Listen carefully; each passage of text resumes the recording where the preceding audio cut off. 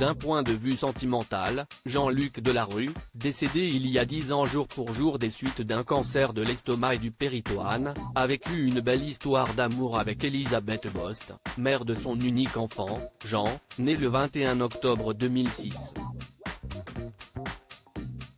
Mais ils s'étaient séparés 3 ans plus tard après 4 ans de vie commune. La même année, au mois de novembre, l'animateur faisait la couverture de gala aux côtés de sa nouvelle compagne, le mannequin Inès Sastre. Là aussi, la flamme aura fini par s'éteindre, en mars 2010. Le présentateur de Ça se discute avait finalement présenté sa nouvelle chérie en février 2011, Anissa Khelifi. L'année suivante, il s'était marié en Bretagne, devant une assistance qui aurait été très alertée par l'état de santé du jeune marié. Il y avait effectivement de quoi s'inquiéter puisqu'il était en phase terminale de son cancer.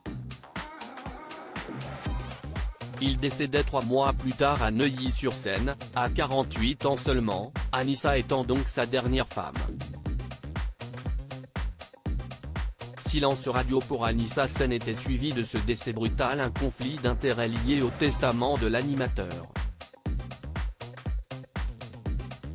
Ce dernier avait souhaité léguer ses biens immobiliers et les pièces principales de sa collection d'art à sa dernière épouse.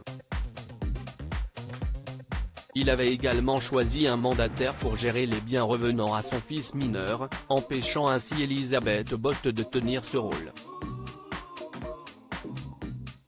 Une guerre d'héritage avait alors éclaté entre Anissa et la mère de Jean.